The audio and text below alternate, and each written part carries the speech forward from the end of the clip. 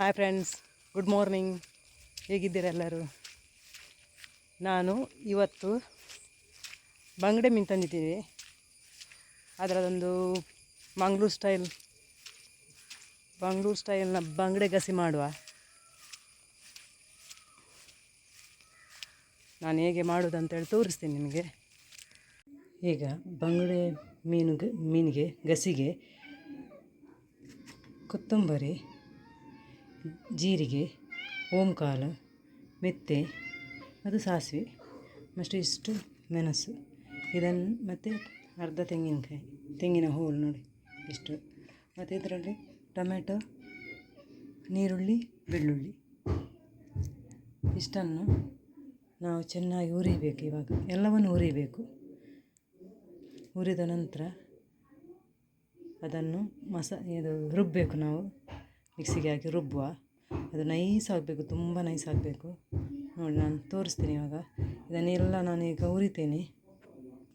ನೋಡಿ, ಎಲ್ಲ ಹುರಿದಿದ್ದೀನಿ ನಾನು 2 ಟೊಮೆಟೊ ಮತ್ತು 1 ನೀರುಳ್ಳಿ ತಗೊಂಡಿದ್ದೀನಿ.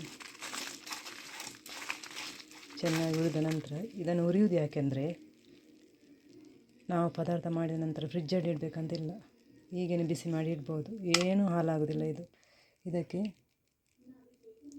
ಶುಂಠಿ ಹಾಕಬೇಕು. ನೋಡಿ, ಇದೊಂದು ಶುಂಠಿ 1 ಇಂಚಿನಷ್ಟು ಉದ್ದದ ಶುಂಠಿ ಹಾಕಿದ್ದೇನೆ. ಮತ್ತು ಅರಶಿನ ನೋಡಿ, ಅರಶಿನ 2 ಸ್ಪೂನ್ ಹಾಕಿ ಮೀನನ್ನು ಅದಕ್ಕೆ. ಮತ್ತು ಹುಣಸೆ ಹುಳಿ ನೋಡಿ ಇಷ್ಟು, 2 ಟೊಮೆಟೊ ತಗೊಂಡಿದ್ದೀವಿ, ಅದಕ್ಕೆ ಇಷ್ಟು ಹುಣಸೆ ಹುಳಿ ಸಾಕು. ಇದನ್ನೆಲ್ಲವನ್ನು ನಾವು ಈಗ ರುಬ್ಬಬೇಕು, ನುಣ್ಣಗೆ ರುಬ್ಬಬೇಕು. ನಾನು ಎಲ್ಲ ರುಬ್ಬಿ ತೆಗಿತೀನಿ. ಇವಾಗ ನಾನು ಮಣ್ಣಿನ ಪಾತ್ರೆ ತಗೊಂಡಿದ್ದೀನಿ. ಇವಾಗ ಇದಕ್ಕೆ ಉಪ್ಪು, ನಾನು ಕಲ್ಲುಪ್ಪು ತಗೊಂಡಿದ್ದೀನಿ. ಆಮೇಲೆ ಕಾಯಿಮೆಣಸು 3 ಕಾಯಿಮೆಣಸು ತಗೊಂಡಿದ್ದೀನಿ ನಾನು.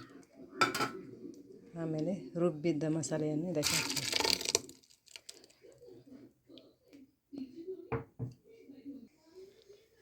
ಈಗ ನೋಡಿ, ಮಸಾಲವನ್ನು ಹಾಗೆ ತುಂಬ ದಪ್ಪ ಮಾಡಬಾರ್ದು, ತುಂಬ ತೆಳು ಮಾಡಬಾರ್ದು, ಗಸಿ ಇಡಬೇಕು. ನೋಡಿ, ಇಷ್ಟು ಅಂದಾಜು ಇಡಬೇಕು. ನೋಡಿ, ಇಷ್ಟು ಸಾಕು. ಚೆನ್ನಾಗಿ ಕುದಿ ಬರಬೇಕು. ಟೊಮೆಟೊ ನೀರು ಯಾಕೆ ನಾವು ಕಡೆದು ಹಾಕೋದಂದರೆ, ಇದನ್ನು ಮಕ್ಕಳು ಸಿಕ್ಕಿದರೆ, ನನ್ನ ಮಗ ಅಂತ ತೆಗೆದು ಮೇಲೆ ಇಡ್ತಾನೆ ಅದನ್ನೆಲ್ಲ, ಟೊಮೆಟೊ ನೀರುಳ್ಳಿ ಎಲ್ಲವನ್ನು. ಅದಕ್ಕೋಸ್ಕರ ನಾನು ರುಬ್ಬಿ ಹಾಕೋದು. ನಾನೀಗ 1 kg ಮೀನಿಗೆ ಮಸಾಲೆ ಮಾಡಿದ್ದೇನೆ. ಈಗ ಇಲ್ಲಿ ಮೀನುಂಟು, 1 kg ಬಂಗಡೆ ಮೀನು. ಇದು ಸ್ವಲ್ಪ ಸಣ್ಣದು, ದೊಡ್ಡದು ಸಿಕ್ಕಿದರೆ ತುಂಬ ಒಳ್ಳೆಯದು. ಇದನ್ನು ನಾನೀಗ ಕ್ಲೀನ್ ಮಾಡಿ ಬರುವ.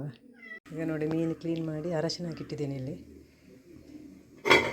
ಇಲ್ಲಿ ಮೀನು ಸಾರು ಕುದೀತಾ ಉಂಟು. ಇದು ಕುದಿಬೇಕು ಚೆನ್ನಾಗಿ. ನೋಡಿ, ಮೀನು ಕುದೀತಾ ಉಂಟು, ಇದು ಮೀನು ಸಾರು ಕುದೀತಾ ಉಂಟು. ಇವಾಗ ನಾವು ಅದಕ್ಕೆ ಮೀನು ಹಾಕುವ.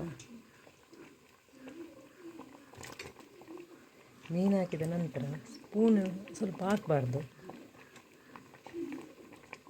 ಮೀನೆಲ್ಲ ಇದು ಕಟ್ಟಾಗಿ ಬಿಡ್ತದೆ. ಅದು ಸ್ವಲ್ಪ ಮೆಲ್ಲ ಹಾಕಬೇಕು, ಅಂದರೆ ಅದು ಸ್ವಲ್ಪ ಚಿಕ್ಕದಲ್ವ, ಅದಕ್ಕೆ.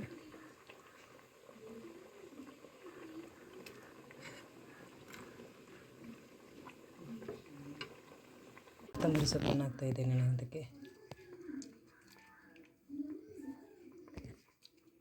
ತುಂಬ ಒಳ್ಳೆಯದಾಗ್ತದೆ ಕೊತ್ತಂಬರಿ ಸೊಪ್ಪು ಹಾಕಿದರೆ ಮೀನಿಗೆ, ಪರಿಮಳ ಬರ್ತದೆ. ಮತ್ತು ಮೀನು ನೋಡಿ ಹೀಗಾಗಬೇಕು. ಮೀನು ಮತ್ತು ಸಾಂಬಾರು ಒಂದೇ ಥರ ಇರಬೇಕು, ಅಂದರೆ ಮೀನಿಗೆ ಸಾಂಬಾರು ಅಂಟ್ಕೊಂಡಿರಬೇಕು. ಹೀಗೆ ಒಂದೇ ಸಮಾನ ಅಳತೆಗಿರಬೇಕು, ಒಳ್ಳೆಯದಾಗ್ತದೆ ಮಾಡಿದರೆ. ನೀವು ಕೂಡ ಟ್ರೈ ಮಾಡಿ. ನನ್ನ ಈ ವಿಡಿಯೋವನ್ನು ನಾನು ಎಂಡ್ ಮಾಡ್ತಾಯಿದ್ದೇನೆ. ನೀವು ಲೈಕ್ ಕೊಡಿ, ಶೇರ್ ಮಾಡಿ, ಸಬ್ಸ್ಕ್ರೈಬ್ ಮಾಡಿ. ಟಾಟಾ, ಬಾಯ್.